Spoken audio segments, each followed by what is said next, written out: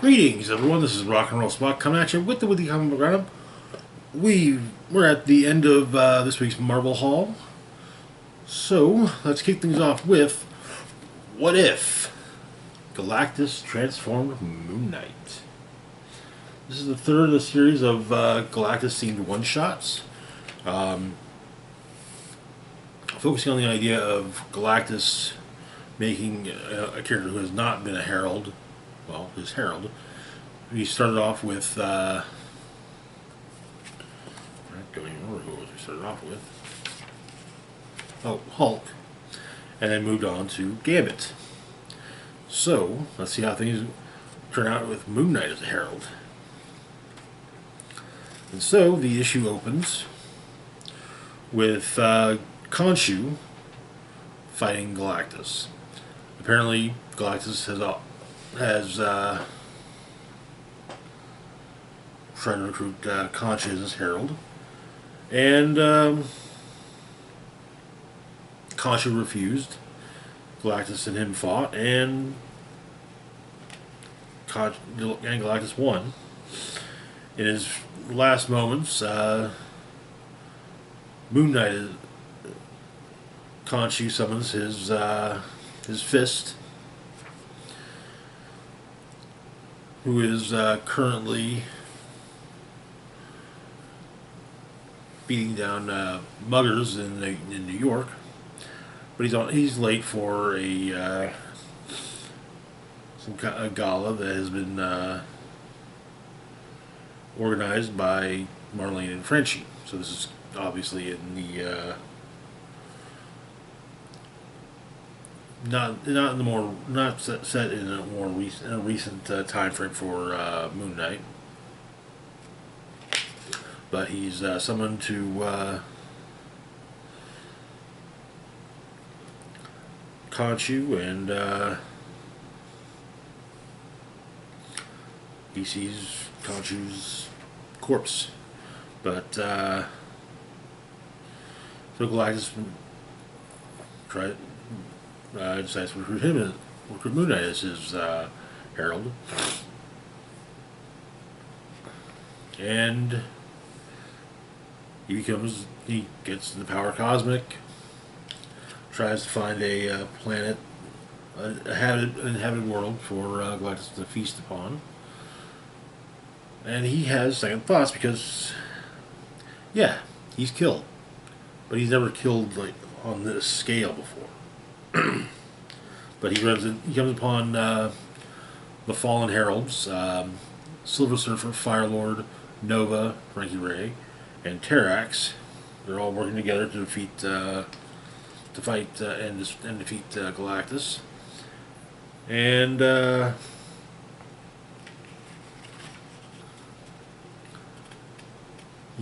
he takes them on and ends up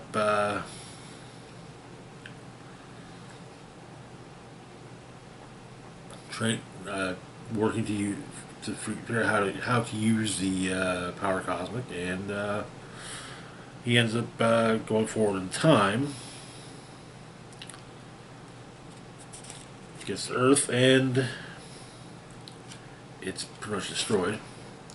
And so Moon Knight and Galactus fight it out, but the Fallen Heralds back Moon Knight up. All of them being destroyed, save for Nova. But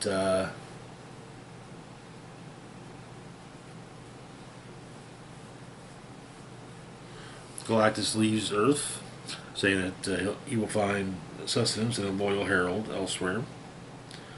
A herald that would appreciate the power cosmic's demands. And the issue ends with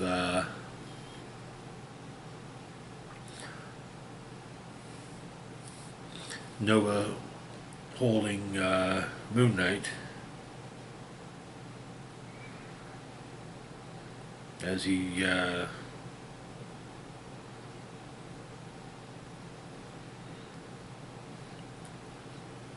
claims he's not a dead man. Not yet. There's still work to be done. an interesting alternate reality, I would say.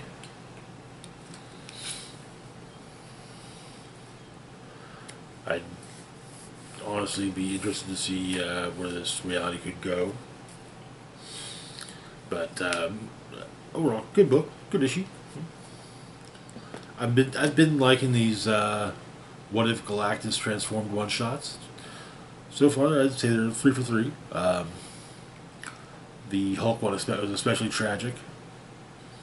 I'm looking forward to seeing how the Rogue one and the Spider-Gwen one play out. But anyways, moving on to our next book, we've got Ultimate Wolverine #1. So this was teased in Ultimate Universe 1 year in, and has been heavily pushed by Marvel. So basically, though, that let's say it is that basically Wolverine is the Winter Soldier of the Ultimate Universe. So the issue begins with him on a plane, seemingly to airdrop into a dangerous situation. The soldiers, the other soldiers on the plane are hesitant about dealing with him. But Wolverine drops into a location, but he remembers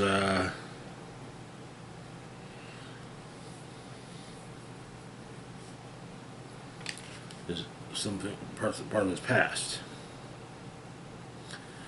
So Wolverine drops into hot zone.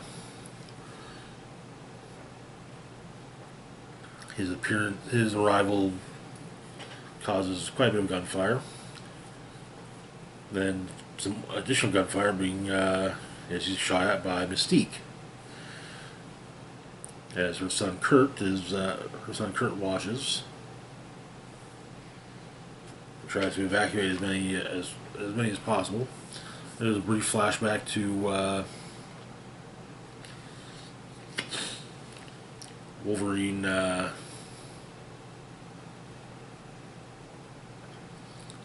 becoming, well, Wolverine, courtesy of Colossus and Mega Red and Magic. And Magic, it's mentioned that if he can't be controlled, he's useless. But there are ways, and Magic wonders if the telepath is meant, or is implied.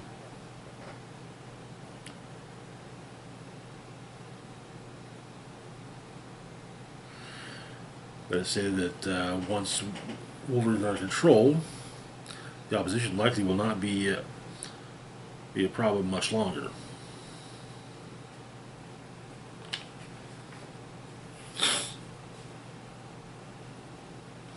But Wolverine fights off the opposition forces, including Mystique, whose throat he slices. She bleeds out. And it seems that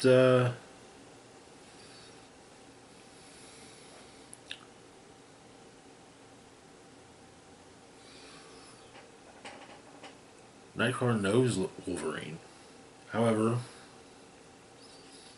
Wolverine does not know Nightcrawler, at least at this point, and while Nightcrawler puts up a valiant effort, Wolverine still runs him through.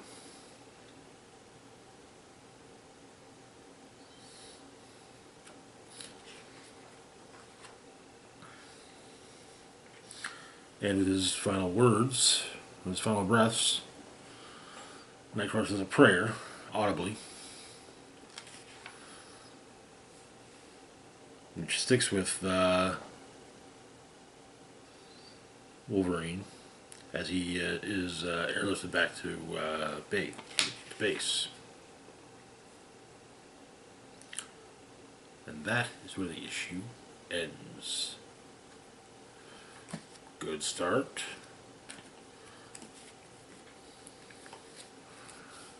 Very much the more things change, the more they say the same kind of situation. But yeah, this is going to be definitely an interesting story. I imagine. Moving on to our last book for the moment, we've got Alien Paradiso #2. Where we left off, xenomorphs had gotten loose at the Paradiso resort. So the comic takes place in 2163, approximately 21 years after the events of Alien Romulus. But a woman and her child are being escorted back to their room on Paradiso for their safety. The woman basically she's going to be raiding the minibar and not paying for any of it with the inconvenience. However, her son runs into one of the rooms, hears a noise, sounds like there's an animal. It's the chestburster. We don't see what the fate of the child, but yeah.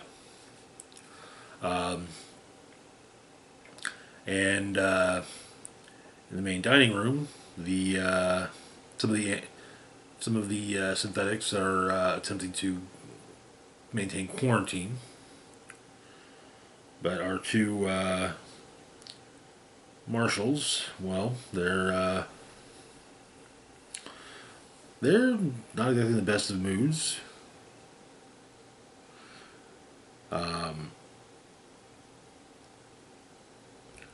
No signal from their phone on their phones now, because it seemed that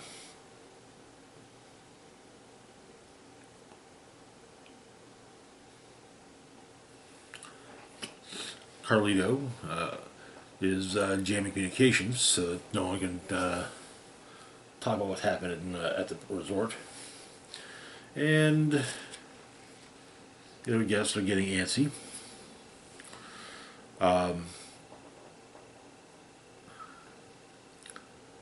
The security team is looking into has discovered the dead bodies on the most recently arrived ship, and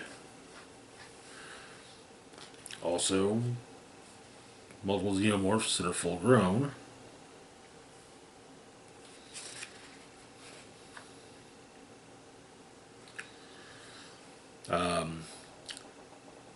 Some of the additional staff are recruited to do what they can to basically get rid of the xenomorphs. Not that they're referred to as xenomorphs here, but and they'll have their employment contract paid out in full if they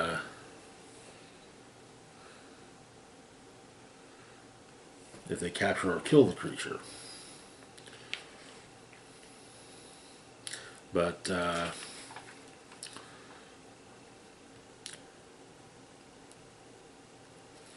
turns out one of Ricky Valentine's security people is definitely feeling antsy and manages to procure some makeshift weapons.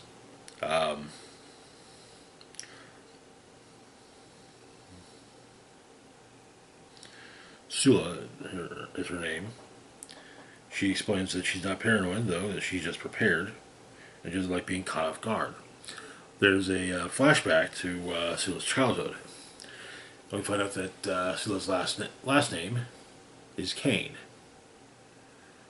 And her father, well, her late father, was a crew member on the UCSS Nostromo. Or the USCSS Nostromo. Yeah. So the father of one of the characters is Kane from Alien. The first person who had a chest burster. But basically, the company gives her mother the finger about it having, there being apparently the legal complexities surrounding the Nostromo. Because of those, they are not financially liable for anything beyond Kane's basic life insurance policy.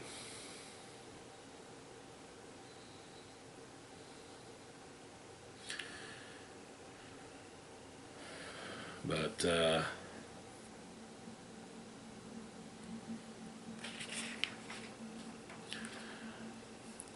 Valentine liberates some drink from the bar, just as Xenomorph, now full grown, comes into the bar through the vents, destroying the synthetics and